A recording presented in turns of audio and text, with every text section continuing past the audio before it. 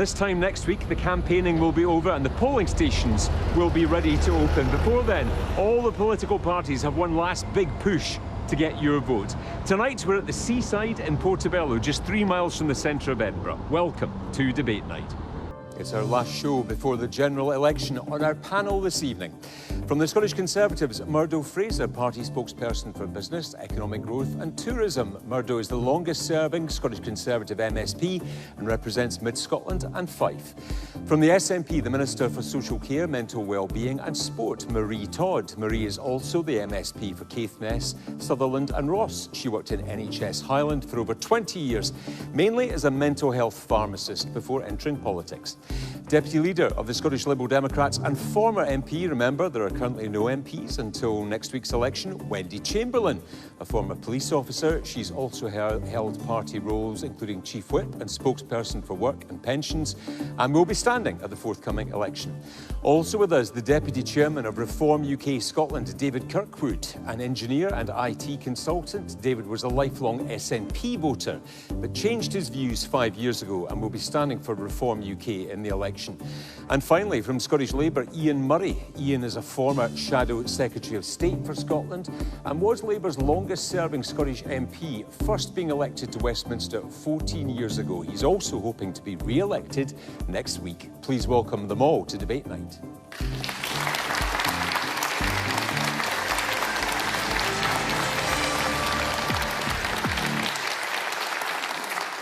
And of course, welcome to our studio audience here in Portobello. It's great to be back with you here, and you can join in the discussion from home, wherever you happen to be in Scotland. BBCDN is the hashtag you need on social media, and our Debate Night podcast will be available for you to download straight after the show. So let's get started. We've got a lot to get through tonight in our last show before the election, and our first question comes from Olivia Noble. Olivia, good evening.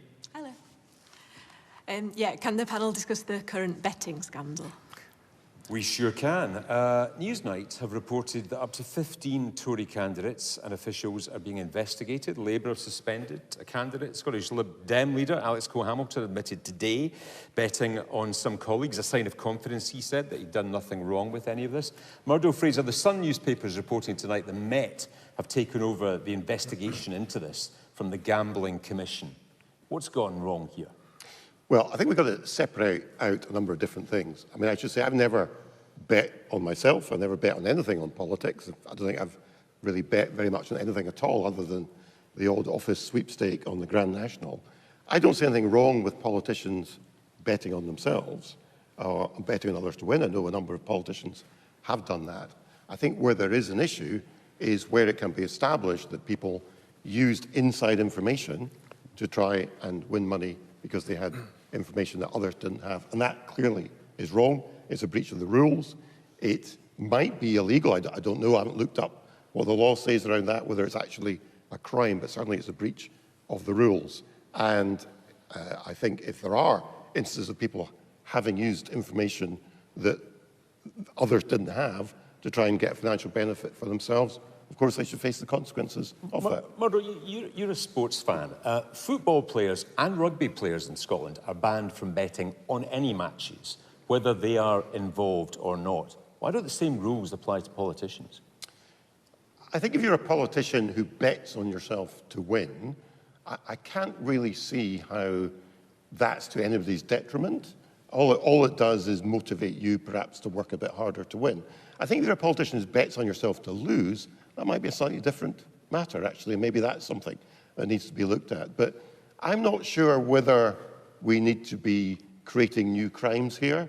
Let's see how this plays out, and let's see if there's a real issue that needs to be addressed. And Ian Murray, betting on themselves to lose was something that a Labour candidate was accused of and has now been stood down as a result of that. What should we do about this? Well, again, I have to agree with Murdo ever so slightly. You have to separate out the fact that people might have had some inside information, and that is illegal. It's illegal in a lot of other institutions. For example, the stock market, if you had inside information. So that needs to be set aside from what's happened there. What this individual did was bet against himself to win the seat. And the most surprising thing for me about that is not only that he's done that, which he shouldn't have done, but actually the odds would have been dreadful because he was never going to win that seat. And I think you should probably ban people from betting involved in elections that they're involved in or seats that they're involved in. But I think it's not the betting that's the problem, it's the politicians who are doing it, and I think we should just ban that.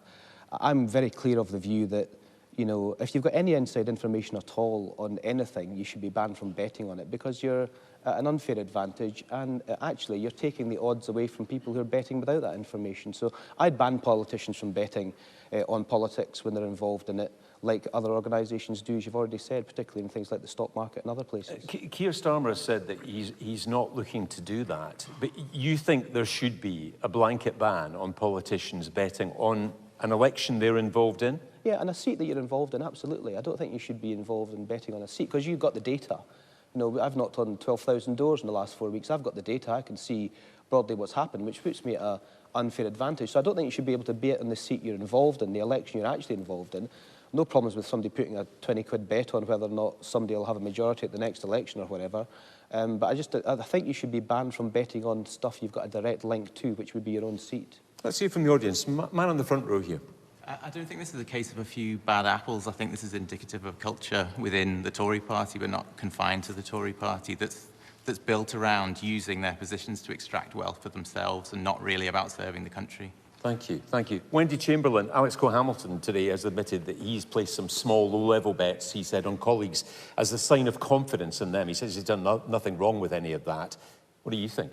Well, I think it's back down to what's the rules and what's criminal. And I think when you're looking at the circumstances that really started all of this is because it's not about betting about what you think the outcome of an election might be. It was actually knowing specifically what the date of the election was going to be and betting accordingly.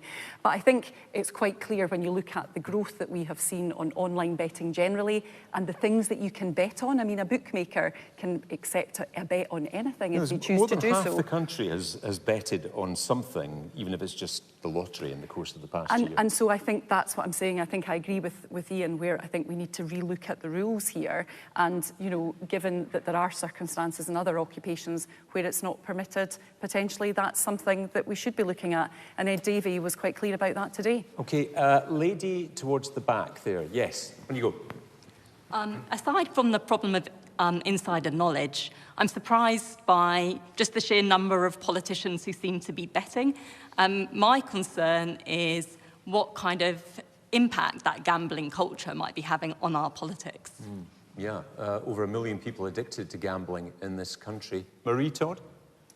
So I think it's been an absolutely disgraceful episode, actually. I think it's really poor behaviour. I think using inside knowledge to gamble and enrich yourself, as you say, it just adds to the concern that people have around particularly the Tory party, but it taints all of us in politics. I came into politics because, for the same reason I became a health professional. I became a health professional because I wanted to help people and I wanted to make their lives better and I wanted to make a difference.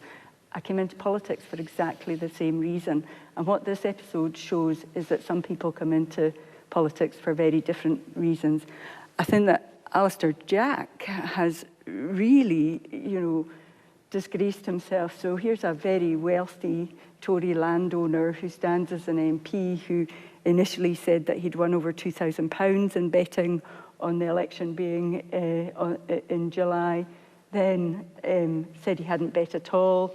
Now he says he has bet, but he didn't win. Then the most recent version is that he did bet, he did win, but it was only £100. The truth around that episode is coming out in dribs and drabs. And £2,000 to Alistair Jack may be very little, but to most people in this country who are struggling, crushed actually by the Tory cost of living crisis, that's a lot of money. Murdo, Fraser? Well, there's no suggestion Alistair Jack's done anything wrong. And my understanding is he put on a series of bets on different dates.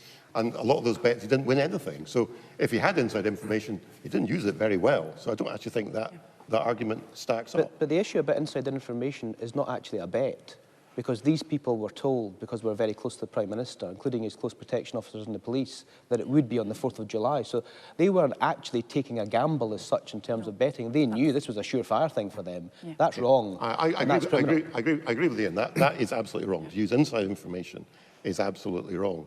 I suspect, though, if you look at these bets, these people are not placing £1,000 bets. We're talking about relatively small sums of money, which makes it even more strange, because Why would you risk all that for a very small sum of money? And can I come in on the culture point? I think what's been quite interesting about this whole election is that very often we've not actually been discussing the substance of parties' policies. The proliferation that we have seen of polling, of MRPs, means that actually a lot of the debate in this election has been around speculation. And so I think culturally, yeah, we do need to change our politics in that regard. OK, let's hear some more from the audience. Lady in the headscarf, yeah. The start of this discussion shows how classical, low level of morality amongst politicians. The Tories agrees with the Labour on most things, and Labour agrees with the Tories whenever it reflects how low professionalism, low ethics, absolutely disgrace to this nation. And that's what is driving people away from politics, because they lie and manipulate and abuse their powers. Shame on both parties. A gentleman in the polo shirt. Yeah, on you go. Politicians should have a similar code of conduct to medical practitioners. If you get found of malpractice, you get struck off and that's it. Thank you. David Kirkwood. Yeah, but the use of privileged information like that is a ridiculous betrayal of trust. And one of the things that I've found, I'm very new to politics. This is the first campaign, really, that I've fought at all. The comment I get is, you're all the same. People do not trust politicians. The point I'm trying to make is, I'm an engineer. I'm trying to work in politics to try and change how things happen like this.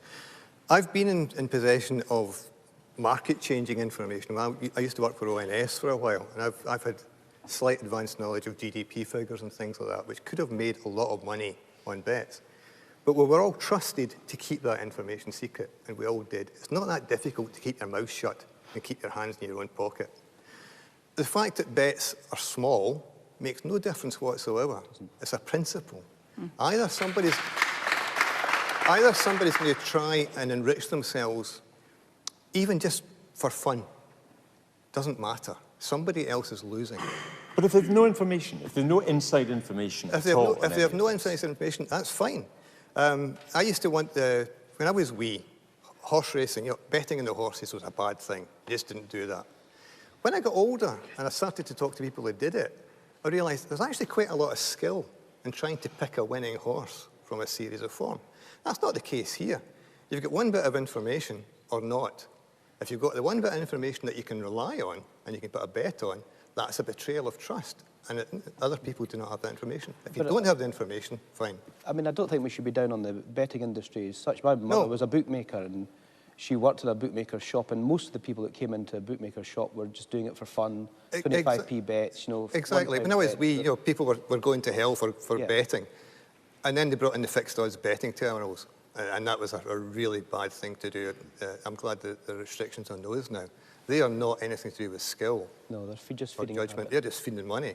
But betting on horses, yeah, I can actually see there is a skill to that, and I have some friends who are very, very skillful at it.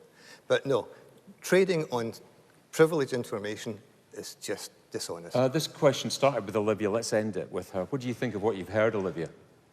A bit of a mixed bag. I did want to know how the panel think we should deal with things like indiscretions, if you like this. And I think the other parties would be naive to think that their members won't possibly be implicated as well, with new names coming out every day. What do you think should happen about it? Do you think politicians should be banned from betting in the same way that footballers and rugby players are banned from betting in the sport? For the same reasons, and the reasons that the panels have discussed. OK, thank you. Your views on that from home. The hashtag is BBCDN on social media. We're off next week because of the general election. We're back with you the week after that. We're going to be in Glasgow, in Maree Hill. If you want to come along and be part of the audience for that show, just go to our website and click on the links. Let's go to our second question of the night, which comes from Debbie Stevens. Debbie, good evening. Hi. Hi.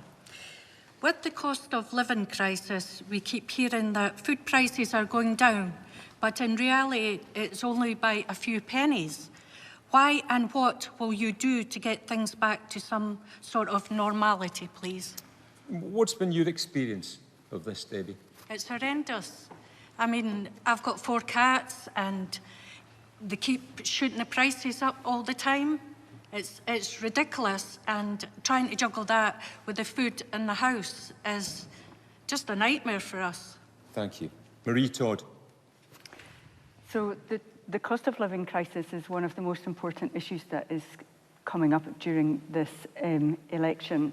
And I would absolutely categorically lay the blame at Westminster's door.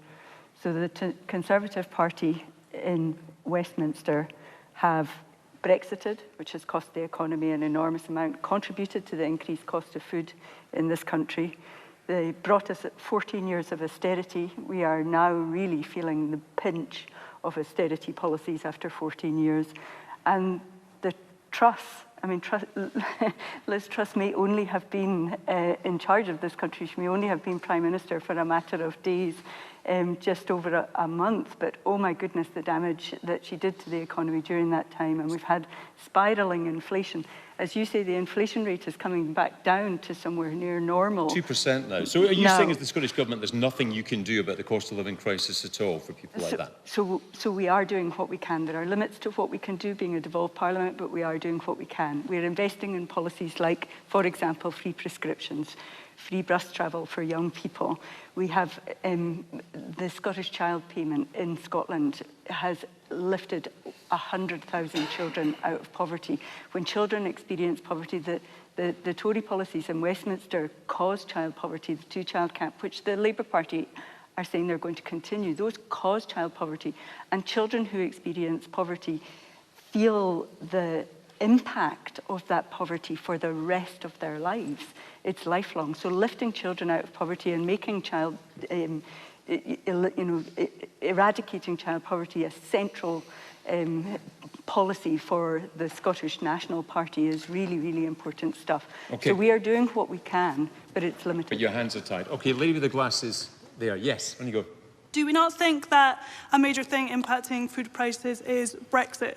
Something that is being massively missed during this election debate and something that is currently polling at over 65% people wanting to rejoin. Okay, interesting. We'll pick that up in a second. Let me just hear the lady in the striped top there as well, though. I've watched a couple of the debates, and any time the cost of living crisis comes up, it's mainly focused when the responses are on child poverty. I'm like a young person working in early career, don't make a lot of money, and I can just about afford to survive. There's very little talk about what's going to be done to help us. Like, you have a lot of graduates in Edinburgh. What's going to help us? The child poverty, like child benefits, that doesn't affect us, and it's so important, but... Let's turn this round. What do you want? What do you want to see? The politicians are here listening to you. What do you need? Well, like, our food prices are so expensive. The gas prices are so expensive. My rent has gone up. The rent cap was a huge benefit, and I know so many people who are concerned that when that goes away, which it has, it will cause so many problems. We were lucky this year, but next year we don't know if we're going to be able to stay in our flat. These are all issues that are facing young people. We don't have job security, and we don't get paid enough to be relying on savings if things go wrong. Okay, thank you. We hear you loud and clear. Ian Murray, in just over a week's time, this could all lie with a Labour government to try and solve that litany of problems that lady has just described. What are you going to do about it? Well, I mean, we used to always talk about people making the choice between heating and eating, but actually that's not a choice for too many. They can't heat or eat. And it's a whole multi-layered thing, as the lady points out. It's housing costs, it's energy costs, it's costs in the shops, it's inflation. Inflation was running at 16%, and it has come back down, but actually that doesn't bring prices down. It just means they rise less slowly. So you've still got that baseline of very high costs. So, I mean, we've declared a housing emergency in Edinburgh. I think 16 local authorities have done that as well. I think the Scottish Parliament have also declared a housing emergency. Housing costs for young people in particular in this city are huge. We're not building enough affordable houses. We're not building enough houses full stop right across the country. We need to get stability in the economy. Crashing the economy by a political decision has made things horrendously worse. And the lady is right to talk about Brexit pushing up costs for the country as well. But that's the past. We need to look to the future. Well, all of these things need to be done. The first thing we need to do is get stability in the economy. We need to make sure that we're not going to make political decisions that push up the costs for everyone in this audience now and into the future. That's the first thing that Rachel Reeves, our Shadow Chancellor, has been talking about right the way through this campaign. The second thing is we want to build more houses, 1.5 million more. Doesn't affect Scotland, of course, because housing has devolved up here. Change the planning systems to make that easier, so the housing costs can come down. You can't sort a supply problem and a demand problem by not increasing the supply. It's as simple and straightforward as that. And then what we have to do is grow the economy. And energy costs as well, you know, that's been government decisions that have pushed energy costs up higher in this country than they have elsewhere. So we would set up GB Energy, a publicly owned energy company, to get us clean energy and renewable energy by 2030. That should permanently lower bills. So none of this is a quick fix, but at least you would have a government that cares about trying to fix it rather than the government making the problem worse. Debbie asked about getting back to normality. Will we ever do that? Or is this the new normal because of the economic circumstances that we face? I think what's happened in politics over the last 14 years has knocked the hope out of people, and people think with apathy, and rightly so, and I can understand that things can't be better. I can assure you we need to try and make things better because our future democracy depends on it. And, you know, that's why we've put out a manifesto together that's very realistic, it's pragmatic, it's deliverable. We're not over-promising because we want to over-deliver. And that's to answer some of these key questions we've heard tonight. Politics has got to get back to the service of the country and the service of people who are struggling, and that's what we're determined to do come next Friday. Okay, let's hear from the audience. Lady in the second row. Yes. I fully understand the immediacy of the current energy price crisis and the cost of living crisis, but I also think we really need a long-term lens. And for the food sector, that means investing in farmers and making sure that they can continue to provide. And for the energy sector, it means protecting the fuel poor. This will only ever get worse if we don't invest now. Thank you. Gentleman in the striped top with the glasses. I'm a farmer, and our community makes up less than 1% of the UK population.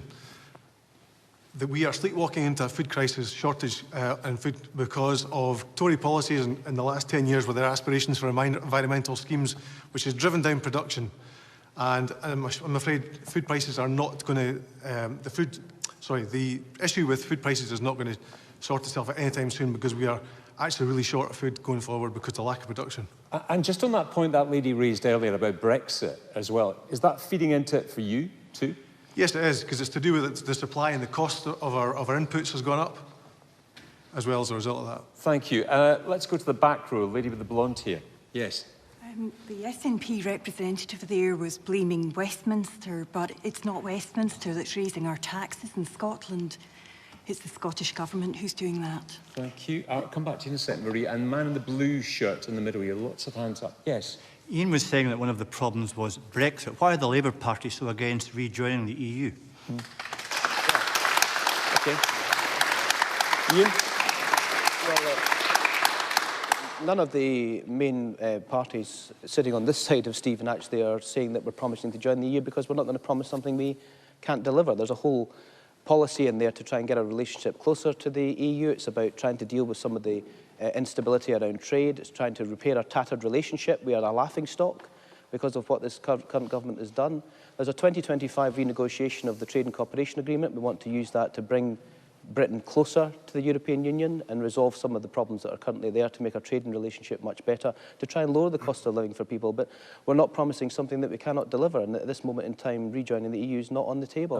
That's just being realistic and honest with people. Yeah, Wendy, answer both of those points. You know, the question initially, how do we deal with the cost of living crisis for people in the room, and why aren't you talking about Brexit in this election? Well, we are talking about Brexit is what I would say. You know, the Liberal Democrats have got a very clear 4-point plan where rejoining the single market is part of that. Where I agree with Ian is that we need to rebuild that relationship, and that is going to take time. Increasingly, you're seeing that people feel that Brexit was a mistake, but they're not necessarily prepared to have the debate again about rejoining. Well, we don't have time. The cost of living crisis is now. Absolutely, and that's why the really clear steps that we've laid out about how we rebuild that relationship with a view to rejoining the single market to help with some of those issues is part of that. But we want to rejoin that discussion around how we tackle Brexit needs to be done on a UK basis. In terms of cost of living, I think food security is a huge issue. When I was in Parliament, I was the chair of the all-party parliamentary group for ending the need for food banks. We did some specific work about cash or food because we want to ensure that people have dignity. But as Ian said, inflation going up more slowly just still means that things are getting expensive more slowly. And from a farming perspective, you know, I know that I had farmers, you know, who were claiming universal credit because they couldn't make ends meet. And that is not a sustainable way to build our industry. And again, from a Scottish Liberal Democrat perspective, what we're looking at is to invest £170 million into agriculture, because food security and dealing with the cost of living depends on that. OK, lady with the glasses towards the back there. Yes. Hi. So I wanted to keep the topic on food security and the link to the cost of food, which the farmer, of course, raised too. So this links to both Brexit and the delays at the borders and the extra costs that adds to it, but also climate change and the increasing unpredictability for farmers as weather patterns change. We've seen how rainfall is increasing, which is rotting crops in the fields. So really, what does the panel have to say about what they're going to do and what they're planning for the effects that climate change combined with Brexit are going to have on our food security? Murdo, Fraser? Yep. So on that point, I absolutely agree we need to be supporting domestic food production. One of the issues that concerns me is we're currently seeing good quality farmland right across Scotland being taken out of food production. We're seeing it going to things, for example, like large-scale solar farms, which of course have a value. Of course, they're a part of the energy mix. But when you see food, when you see land that could be producing food being lost to food production, or, for example, good quality agricultural land going to tree planting. Now, tree planting is a great thing for the environment. We've got tree planting targets to meet.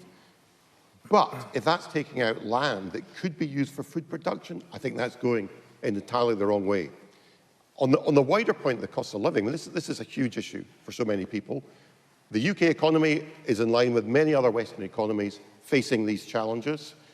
We've actually now got lower inflation than the Eurozone, lower inflation than the US. So prices are not rising as fast as many of our major other competitors, and more money going into people's pockets with cuts in national insurance. Of course, in Scotland, everybody over £28,000 pays more tax, thanks to the SNP and the choices that they've made. So, and I listened with great interest to what Ian had to say about Labour's great plans. Let's remember what the last Labour government gave us. The banking crash happened at the time of the last Labour government, and the Chief Secretary of the Treasury left a note saying, "I'm sorry, there's no money left." And that was the inheritance that the Conservatives had from the last Labour government. So they might talk a good game, but their record in government isn't so good. Ian Murray? Well, I just can't believe a Tory who's been in power for 14 years is saying the Labour government's record isn't good. Well, I mean, you crashed the economy, you've given us the lowest living standards since the 1950s, the highest tax burden in 80 years. The tax burden's still going to go up despite national insurance. Because of COVID spending, because of the furlough scheme, because of the interventions due to high energy costs, putting money into people's pockets. We've got an energy crisis made worse. Because of Putin's invasion of Ukraine. Made worse. So you don't agree with the money being put in to support people's energy bills following Putin's invasion of Ukraine. An energy crisis made worse by the fact that you've cut down all this. We've no storage in this country, and the storage is the biggest thing that you require in terms of bringing down bills. And you didn't build any new nuclear power plants to help address the energy bills. You wouldn't give permission for any. You've crashed the economy, given us the highest tax on working people in 80 years, the lowest living standards in the 1950s, and it's my fault. OK, fascinating though this is. We need to get back to Debbie and the cost of living crisis. Lady in the red top in the middle here, yes. Ian was mentioning the housing crisis and building more affordable social housing. In Edinburgh, as I'm sure he knows, there are many, many empty council properties, and the council are actively selling off council houses. How are you supposed to get people homes if they actively sell off their housing stock? OK, thank you. Let me just come back to that point in a second. Man in the brown jacket there, yes. The cost of living crisis is getting a lot worse, that you're seeing now hard-working families turn into food banks. Now, the gentleman's new to the game. He's saying it's time for change, but is the time for change come too little, too late? David Kirkwood, the question, how do we get back to some kind of normality in terms of the cost of living crisis? What needs to be done? I'd like to know where Debbie's shopping, because if she's seen prices coming down even by a few pence, I want to go there. I haven't seen any prices coming down at all. But also, can I say I've seen prices shoot up? Oh, aye, absolutely. They should be coming down. I think there's a big problem in the food market, particularly in Britain. The food market seems to be broken, and the supermarkets are managing it to their own advantage. We know that farmers, I was on a farm this afternoon, we know that farmers are struggling because they can't get the gate prices that they need to maintain So how do politicians get involved in that and change that? One way would be to encourage you to go to a farmer and buy direct. You go to farmers' markets, go to farmers' cooperatives. We'd love to encourage cooperatives to start their own supermarkets to sell from the farms to people. we would be very supportive of that. Oh, hang on. Our farmer at the back of the room, I can see him shaking his head at that. You up for that? Yeah, but you live in a pipe dream. I'm afraid the power the supermarkets have got is just massive now. You live in a pipe dream. The supermarkets have massive power now. They run their businesses on the back of their suppliers. They don't pay suppliers for 90 days. So, you know, they've trashed the supply chain. It's over. The game is done. And Stephen, can I just make a point about the supermarkets? I was in a supermarket, which I'll not name, just the day before yesterday, and there was a pensioner in front of me buying a big coffee, and it was double the price because she didn't have a loyalty card. We need to stop all that nonsense. Okay, so David, just on that thought of how can you, I mean, our farmer says that's just not practical. You're never going to be able to take on the big supermarkets, the budget supermarkets in their game.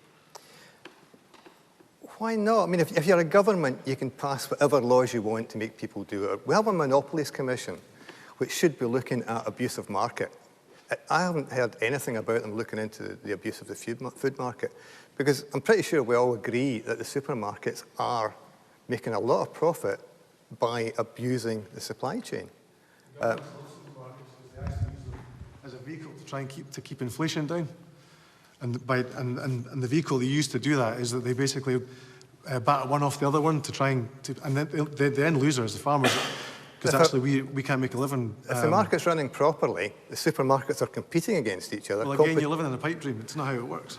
Okay, let me hear some other voices in this. Lady towards the back there, yes.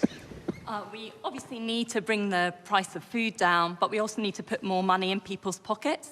And the two-child cap on child benefit has sent hundreds of thousands of more children into poverty in this country. And I frankly think it's cowardly that the Labour Party hasn't pledged to lift that cap.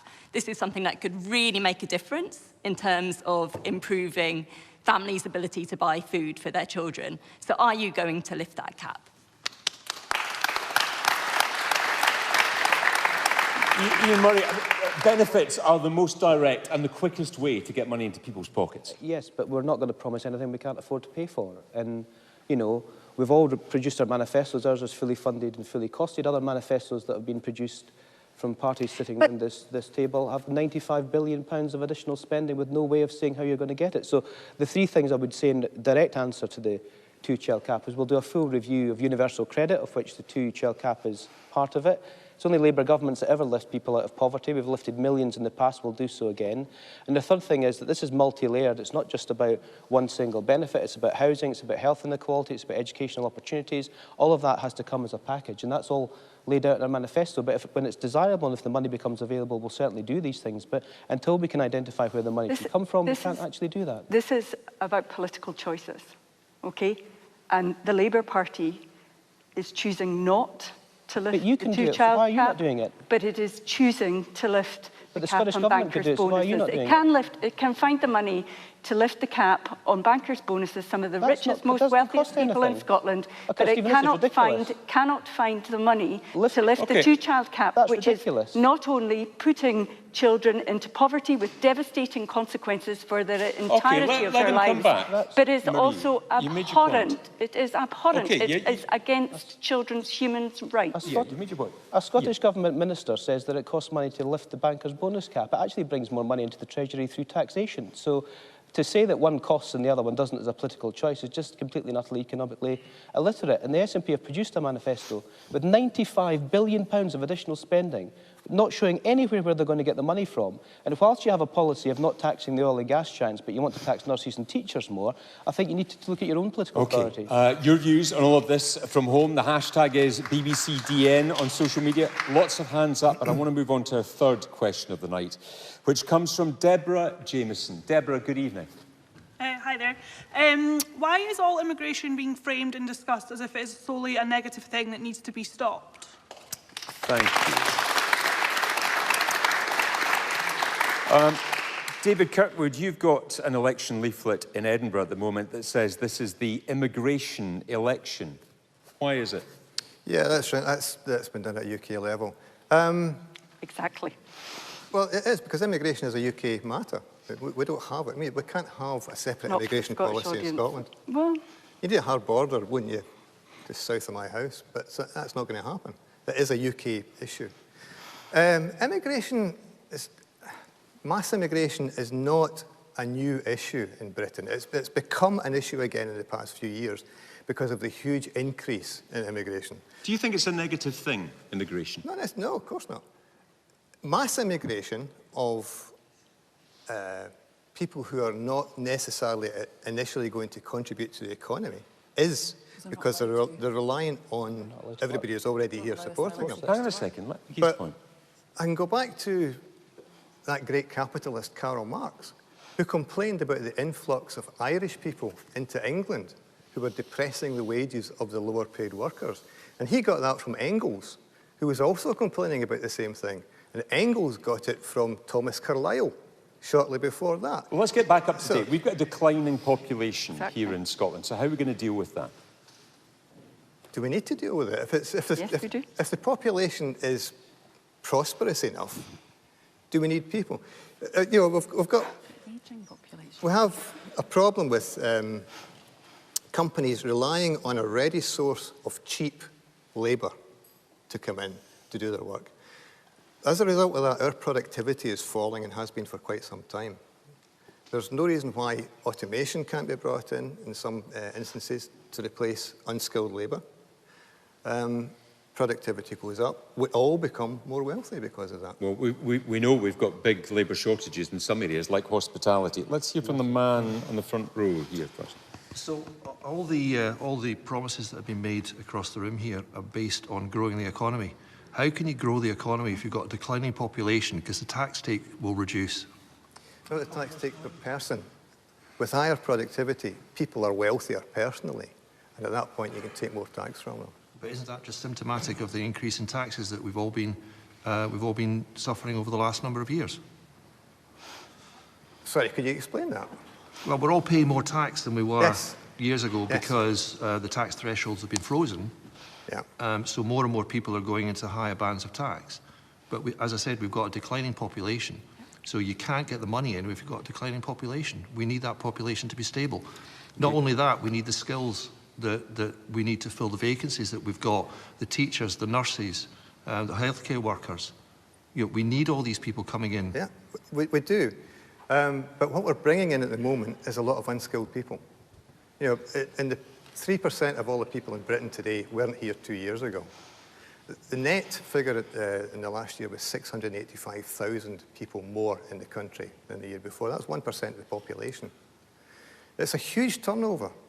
And that's only a net figure. So 1.3 million people came in, 600,000 went out. So it's a huge change in society. Okay, we've got a lot of hands up in the audience. Let's hear from them. Man in the green there. Yes. Yeah, the trouble with the immigration as it sits just now is that the people that are coming in are not skilled workers. Yeah. So, you know, why are we keeping them? They're not running from anything. Okay. And the other thing is that we've got a plot of people unemployed in this country who could be skilled into it. National Health Service is a typical example. Yeah, well, unemployment is at a low level at the moment. Lady in the stripy black and white striped top. Yeah. So I am an Irish immigrant. I moved over here just over a year and a half ago. And the dialogue around immigration in this election has been insulting, if nothing else.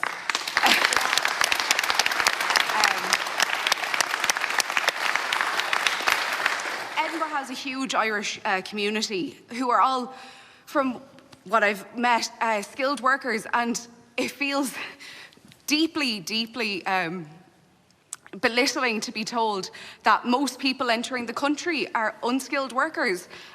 When the fact of the matter is a lot of these people who are entering the country who are unskilled workers are entering because they really don't have another choice. I got to choose to come here.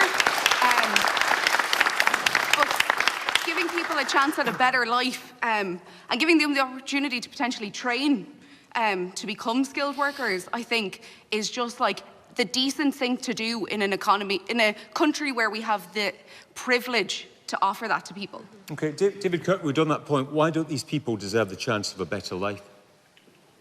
Everybody deserves a chance for a better life. And Britain's a great place to do it. If you want to come here and work and train and learn, I would be delighted to have you come here.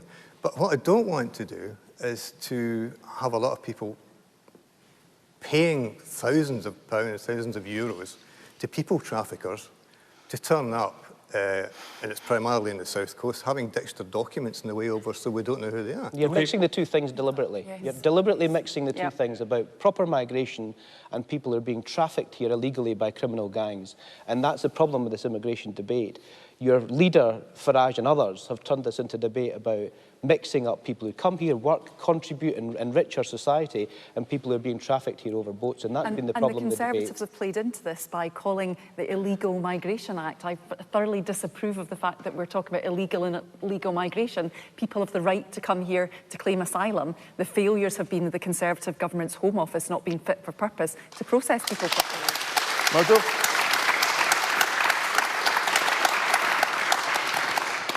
I'm really interested to hear what solutions we have from Labour or Liberals to illegal immigration coming across the Channel, because I don't hear You're doing it as well. You're doing it as well. That wasn't the question. You're doing it as well. Let me go back to the question, because all economies, all dynamic and growing economies need a level of sensible, managed immigration. Now, what's happened in the UK since Brexit, contrary to what a lot of people expected, is we've had historically high levels of immigration, people coming into the country, and that's been a positive. That's helped our economy grow.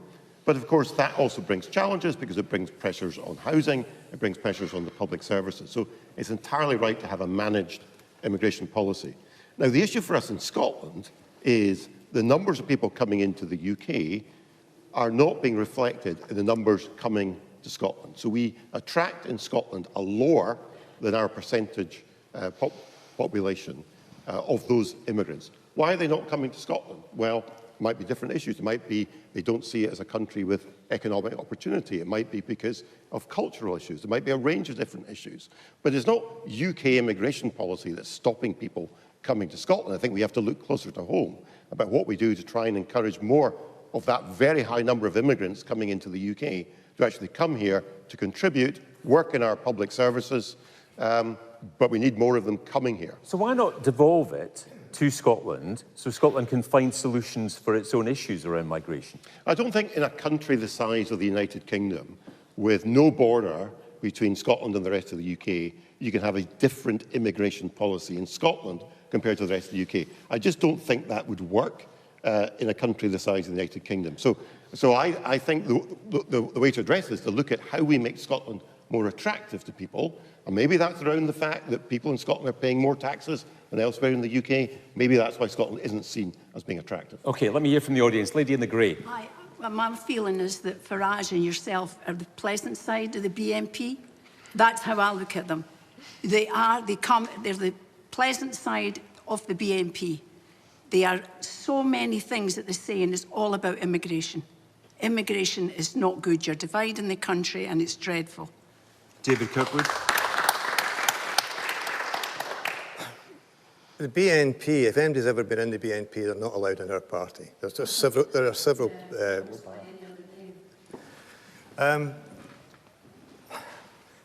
I don't know how to answer that. I mean, no, I can't come back on that because we do not subscribe to the aggressive nationalism of the BNP.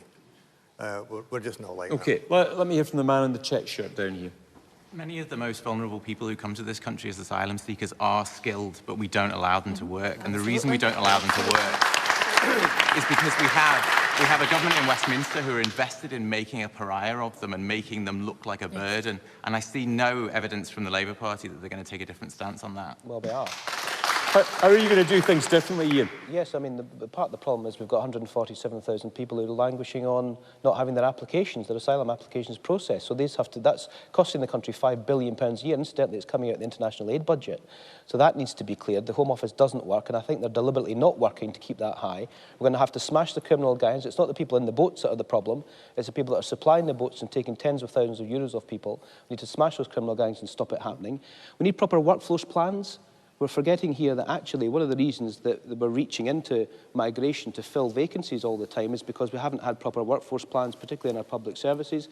Those training opportunities and things, we need our tertiary and higher education systems to focus on that. We need a migration advisory committee, which we've said we'd revise to make sure there's much stronger sectorial and Scottish voices on that, so we know what Scotland needs and other nations and regions of the UK needs, and supply that through the economy. But this has got to be about what's in the best interests of immigration and the economy. And part of the problem that we do have in this country is, if you look at where all the big jobs of the future are going to be, they're going to be in rural areas that Maree represents.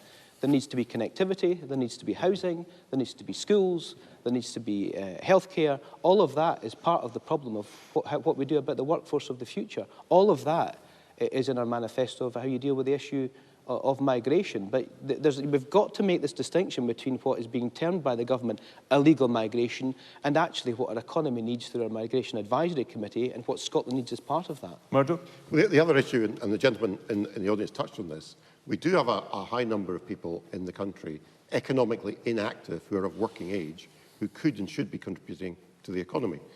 Part of these, a proportion of these people are currently sitting on NHS waiting lists because they can't get operations. And that comes back to the door of the Scottish Government, because the NHS in Scotland has got a huge problem with an enormous backlog of people waiting for treatments. Some of it is about changing benefits, encouraging these people back to work. But unless we can sort out NHS waiting lists, we're going to continue to have that problem. Oh, OK, man, this is over here at the back. Yes. All these asylum seekers that come into the country, I really feel for them, because there's a lot of them are probably skilled, but they're not allowed to work. Yep.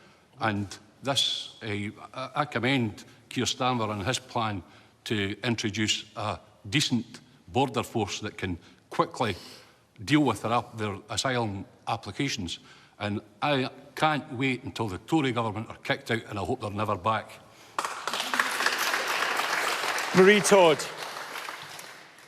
So, I mean, I think the reason that the immigration debate that we're hearing in this UK election feels so alien to us in Scotland is because you so rarely find people who are against immigration. We are a nation of immigrants ourselves. I represent a part of the country, the Highlands, where, you know, like most Highlanders, I have more relations in the New World than I have here in Scotland.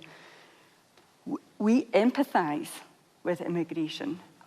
My part of the country, it is clear how much harm we are experiencing from both Brexit and the hostile immigration policies. Far from, Maree, far from us, record level. Far from us, double not. what it was Far prior from to us. Brexit. If I could just Why complete, are they not coming here? If I could just complete this point, because it's really important that people understand just how unbalanced our communities in the Highlands are becoming. Far from not, you know, it doesn't matter apparently, according to David, if we don't have enough people coming in. Well, it matters if you live in the Highlands and you don't have enough young people to look after the old people in your community. It matters if your hospitality industry can only open 5 days a week during the summer, not 7 days during the week, as it used to before we Brexited. If we do have record net migration to the UK, but they're not coming to Scotland, how do you get them to come to Scotland? Well, it's very difficult with the immigration sitting with the UK, but there are absolutely things. There are absolutely things that we could do to attract people north of the border. People often choose to migrate where they have communities already, where they have families already. I mean, I can cite to you. I mean, I'm Minister for Social Care. I meet social care workers every day, and many of them are doing a job that is vitally important in our community and are being prevented from bringing their families here to join them. We are asking them to do some of the toughest work, some of the most important work for our communities, and we are not letting them have the comfort of having their families live here as well. We need to change the immigration policy. The hostile environment is harmful to us in Scotland. Brexit absolutely has been harmful to Scotland. The impact of Brexit on immigration, I mean, when we first Brexited, I was a Highland and Island MSP. And we looked at the health and social care workforce. I was on the health committee in the Scottish Parliament. And we found that 1 in 4 of the doctors working in Shetland were European. 60% of our dental workforce is European. And we have, you know, Keir Starmer, while admirably taking some different stances on immigration, has been very clear in his statement that there are too many foreigners working in the NHS. That's not well, what he let said. me tell you, That's when not what I he worked said. in the NHS, That's I not what he worked said. with some of the most amazing people who had come here from many That's not what he countries said. around the world he to said. contribute to this country. Maree, no, let's be quite clear, because if we're going to have a proper, sensible, grown-up debate about migration, I think this election we should have, rather than the dog whistle stuff we hear from other parties. What he said was we should stop dipping into other people's health services and bringing in cheaper foreign workforce when we should be training up our own people here with a proper workforce plan. And part of the reason the social care is such a problem is because you've completely decimated local government budgets, so they're having to go to the lowest common denominator in terms of pay, and the only place you can get poverty pay is through migrants. We should be paying people properly, which is why we have a new deal for working people in our manifesto that means that people will get a fair pay for a fair day's work. When you lift pay, you lift standards, and you put more money in, that's when you get a better workforce. And you can't go to the Western Isles. You speak to anybody in the Western Isles, there is no houses for them to buy or to live in. So how do you get people in without the infrastructure? In Scotland, Maree Todd? in Scotland, our health and social care workers, so social care pay and NHS pay is higher than in England. Our social care and system our is collapsing. Social care workers, and I'm somebody who wants to go further and faster and pay them more. But our social care workers are paid more than they are in the rest of the UK, and they pay less tax than they do in the rest of the UK. Because they only pay less tax because they're earning less than £28,000 a year. That's the point. In Scotland, which means that low-paid workers, nearly half the population in Scotland, half the population in Scotland pays lower tax than they would in the rest of the UK. David Kirkwood? Yeah, you were talking about requiring immigration to replace people who are leaving remote communities. Why are they leaving the remote communities? Should there not be something to keep them there? We've got a problem. I live in a rural community. It's taken us a long time to get a GP service sorted out. We've only recently got a dentist back in after a couple of years or more. After Brexit? No, it's not Brexit. Should we not have industries, small industries, scattered around the country instead of what we've had for a long time, people migrating to cities to work in what's left of industry in Scotland? We really need to be able to support rural communities in this, and that means better infrastructure, better communications. Public transport across Scotland is dreadful, which means that we need to be able to maintain private transport, and that means keeping fuel supplies available all over the country. And it means having proper opportunities for people to grow up in the area. I'm sure we would all agree on that. That's something we can have consensus on here tonight. We've got time for one final question this evening, and it comes from Dave Nicholl. Dave, good evening. Hi. Should the panel get the power, what will be their first actions to bring about change? Right, thank you. Last show from us before the general election next week. 7 days of campaigning left for the politicians. Ian Murray, first action to bring about change if you're successful next Thursday? Turn politics back to serve the country before party, change the whole dynamic of how politics works, and have a singular focus on trying to achieve the things that we've promised we'll achieve in the manifesto. That'll happen if we're lucky enough to be elected next Thursday. I was going to say first thing Friday morning, but Edinburgh's a very slow count. Friday lunchtime of next week, the process will start.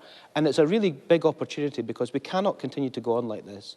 And the doors that I knock on in the audience tonight are quite rightly apathetic about politics. They're quite rightly, given what we've experienced over the last 14 years, angry about politics. We've got a singular opportunity come next Friday, an opportunity we can't afford to miss to change politics for the better, and I relish doing that as the very first action if we get into government next Friday. Maree Todd, first thing to bring about change, what would it be? So a vote for the SNP next Thursday is an opportunity, a vote for having Scotland's voice heard in Westminster. And I think you've heard here tonight in the debate and in the narrative, sometimes Scotland's voice is lost. I absolutely believe that we need to have a strong voice in Westminster. You've seen SNP MPs make a difference. Not a vote for independence next Thursday as far as you're concerned, but a vote for a stronger voice. Hey, if by some miracle the SNP is choosing the Prime Minister next week, absolutely, an independent Scotland would be the first act. It's not just the SNP that speak for Scotland, you know, Maree. Independence is vitally important, yes, but in a Westminster election, what you're voting for is for a strong voice, for people who stand up for Scotland. You've seen the impact that the SNP politicians had on the work on Gaza and the stance on Gaza. You've seen the opposition politicians change their stance. You've seen the government change their stance. Nobody was speaking up in that situation for an immediate ceasefire. Okay, I need to get round the panel. Wendy Chamberlain, first thing you would change to bring about change? I just want to very quickly say that Layla Moran is the only MP of Palestinian descent in the House of Commons since she was elected in 2017, and every opportunity she's brought forward a private member's bill to recognise the state of Palestine. So I do not agree that it's only been SNP politicians that have been talking about the Israel-Gaza debate. To talk about that now. But I want to say health and social care, if we do not sort out our health and social care system, we can't get people back to work, we can't grow the economy, and part of that for me personally is housing. If people don't have the dignity of a safe, warm place to stay, we can't move forward. David Kirkwood, first thing you would do to bring about change in this country? Well, the first thing I'm going to do is actually agree with Ian, is put government back at the service of the people, which is in our published principles. That's the first of them. The first actual thing that we would do is we would stop paying interest on the quantitative easing money that the Bank of England produce, and that would save us £35 billion a year, which the Treasury is paying to their mates in the city. Okay, all right. Murdo, Fraser, first thing that would be changed to bring about improvements for people? Continue to get growth into the economy, because without the economy growing, there's no money to pay for all the other things that need to be done. So pursuing economic growth, keeping inflation down, interest rates hopefully starting to come down, putting more money back into people's pockets, national insurance coming down, and hopefully taxes coming down so people have more money to spend. That's what we need to do, and not follow, after 17 years of SNP government, not this obsession with independence. Line 1 of the SNP manifesto. People right across Scotland have the opportunity to vote for Conservative candidates in seats head-to-head with the SNP and put Scotland back on the right track.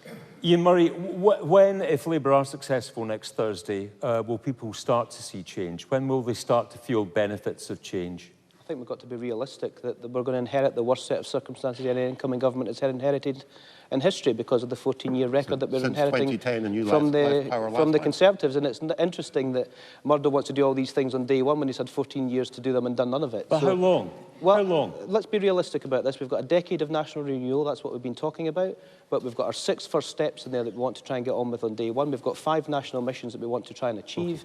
And I think we're being realistic and honest with the public that, look, we're going to change things will get better, but it will take time because we're inheriting a pretty dire situation. And that's it for tonight. We're not here with you next week because of the general election, but we're back the week after in Maryhill in Glasgow to debate the election result. If you want to come along and be part of that show, full details are on our website, bbc.co.uk/debate night. Remember, details of all the candidates in your area are there as well. If you missed any of tonight's show, we're repeated later on BBC One Scotland or any time on the BBC iPlayer. You can catch it there. Thank you very much indeed to my panel here tonight and our audience in Portobello in Edinburgh, and of course to you at home for watching. We'll see you in 2 weeks. Don't forget your voter ID and don't forget to vote. In the meantime, from all of us here on Debate Night, good night.